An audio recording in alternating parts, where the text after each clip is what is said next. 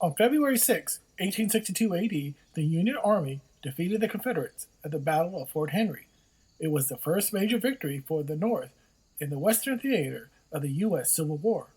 The Army of Tennessee's commander, General Ulysses S. Grant, along with Flag Officer Andrew Foote's naval gunships, defeated the Confederate defenders led by General Lloyd Tilghman. The victory led to the Tennessee River to be opened to the U.S. Navy south of Alabama's border. 2 days before the battle, General Grant marched his soldiers towards the vicinity of Fort Henry. He sent General C.F. Smith's troops to knock out Fort Hyman, but the poor weather conditions slowed his army's advance by a day. The commanding officer of Fort Henry, General Tilghman, knew that his place was going to be attacked and had an extra day to prepare, but knew it was futile, but was determined to stand his ground with 3,000 defenders and 17 cannons to defend Fort Henry. Flag Officer Andrew Foote, whose gunships and ironclads that were supporting Grant's army reached Fort Henry in the early morning of February 6th.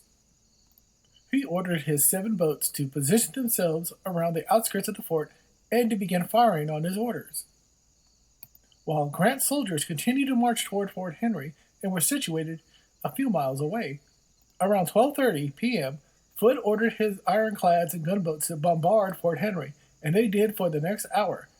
A ceasefire was then called to give the Confederates the option to surrender the fort. General Tilghman refused the Union Navy's request, so they resumed heavy bombardment of Fort Henry. Due to the way the guns at Fort Henry were positioned, their return fire didn't do much damage against the Union fleet. But one lucky cannon shot, however, struck the USS Essex, managing to penetrate its armor and struck a boiler which caused it to explode, creating over 32 casualties on board. The fighting resumed for another hour until General Tilghman lowered the Confederate flag and raised a white sheet signaling its surrender.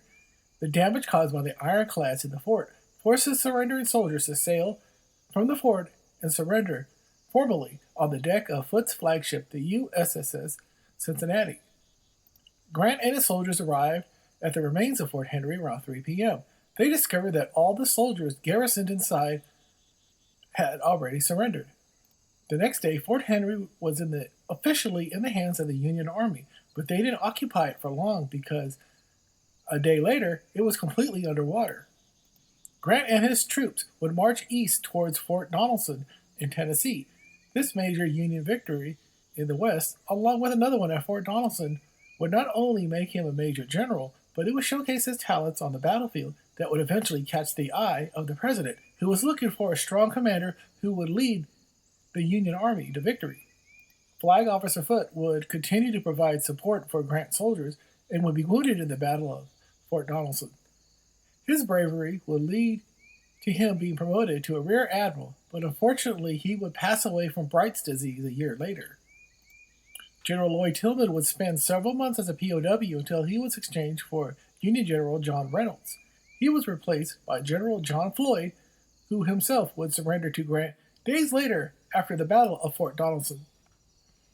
He would return to the battlefield for the Confederate Army a month after his release. He would be killed in action on May 16, 1863 AD, at the Battle of Champion Hill, where he would die from being struck in the chest by a piece of an artillery shell.